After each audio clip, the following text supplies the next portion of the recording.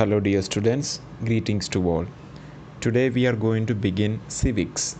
The first chapter, rural local self-government. In this chapter we will be looking at rural local self-government and we will be explaining it. Then we will be looking at Panchayati Raj system and its three-tier system, and we will be explaining the features and functions of local government at village, block and district level, and the role played by the local bodies and their responsibilities will be dealt in this class. Let us begin with the first introduction. Indian Constitution originally provided for two-tier system of government, the union government or what we call the central government, representing the Union of India and the state governments. In our India, we have two systems or two government bodies are there. One is the union government, and that is also called as a central government, and the other one is state government. We have our individual states like Kerala, Tamil Nadu, Madhya Pradesh, Gujarat, Uttar Pradesh, likewise, and these states have their government, and that is called the state government. And but we have one in the central for the two representing the Union of India. That government is for the entire country, and that is called central government or union government. But the problem is that if you are living in a village, the central government or the union government cannot look after the problems of a village.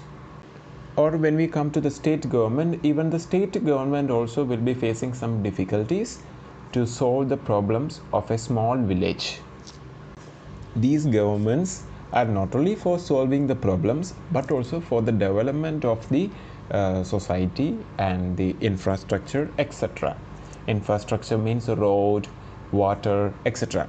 And so the state government or central government cannot look after the problems and the developmental areas also of a village. That is why it is said, but a vast country like India cannot be run only through these two tiers. So in the late 1950s, the Balwant Mehta committee recommended decentralization of power. So it is because the central government or the state government cannot look after the vast country like India, or those two governments cannot look after the problems and the developmental things of a small village. So because of this reason, they have recommended the decentralization of power. Decentralization means when the power is taken away from the central and state governments and given to a local government, it is called as decentralization. That means we talk about the union government or central government, and then we talk about the state government, and these two, the power of this state government and central government is given to a local. For example, to look after the developmental areas and the problems, to solve the problems, they had given the power to the village government. It can be considered as a decentralization. Its clear definition is given in our textbook, page number 99, third paragraph. When power is taken away from central and state governments and given to local government, it is called decentralization. Local government means to the village government. That is called decentralization. The basic idea behind a decentralization is that there are a large number of problems and issues which are best settled at the local level. People have better knowledge of problems in their localities. That means if I am living in a village, I know very well about the problems faced in the village, and I will be able to explain how to solve this issue and how to utilize the money.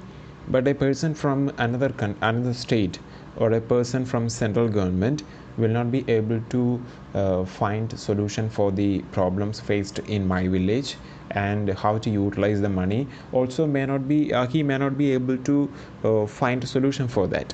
That is why the decentralization is important. And keeping all these points in mind, our constitution makers recommended the system of Panchayati Raj at the local level. So dear students, if we brief the introduction part, So it says that in our India is a very big country.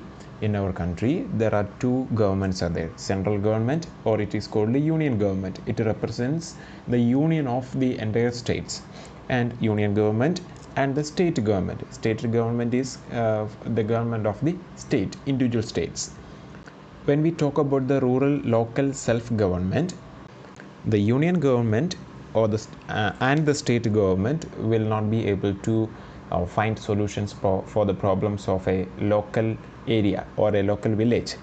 So in this case, or keeping these things in our mind, the constitution makers recommended the Panchayati Raj at the local level. That means they have decentralized the power, because the village people will be knowing very well about the problems faced by them, and they may also have better ideas on where to spend money and how to manage things more efficiently.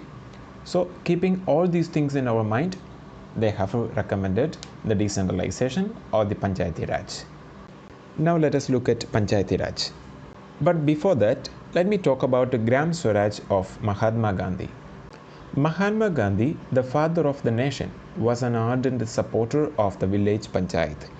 Mahatma Gandhi was totally supporting this concept of decentralization. He was supporting the village panchayat.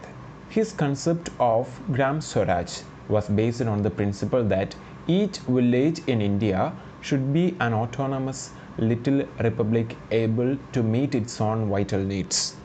So according to Mahatma Gandhi, he was suggesting that each individual village in our India should be autonomous, should be independent, and they should have their own power to meet their important needs. That was the concept of Gram Swaraj of Mahatma Gandhi. And this Panchayati Raj was also something similar to that. Now let us look at what is Panchayati Raj. Panchayati Raj is a form of local government in the rural area. It is not in the urban area. Urban area means the towns or cities.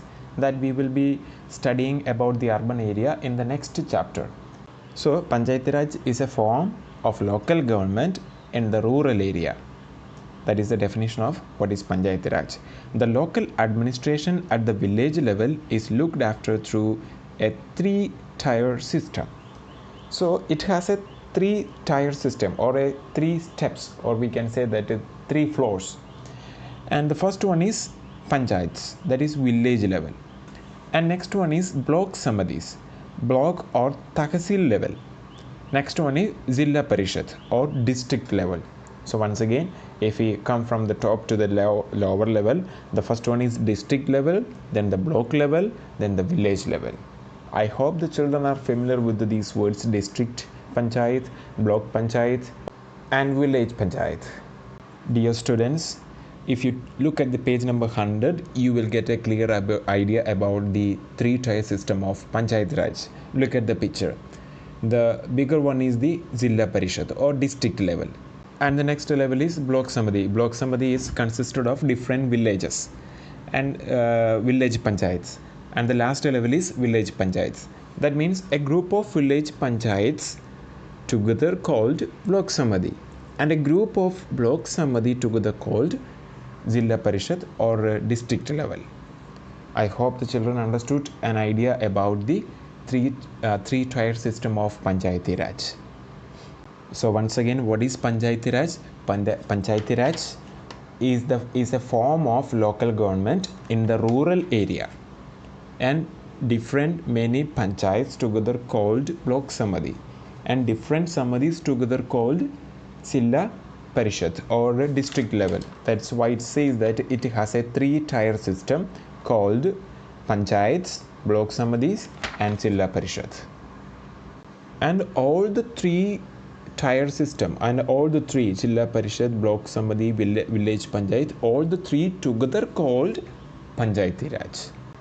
Dear students, this is an introduction for rural local self-government. We have talked about the decentralization of power to the local level, and then we have just explained what is Panchayati Raj, and that is a form of local government in the rural area, Panchayati Raj, and it has three-tier system. The first one is Jilla Parishad, then Block Samadhis, then Village Panchayats.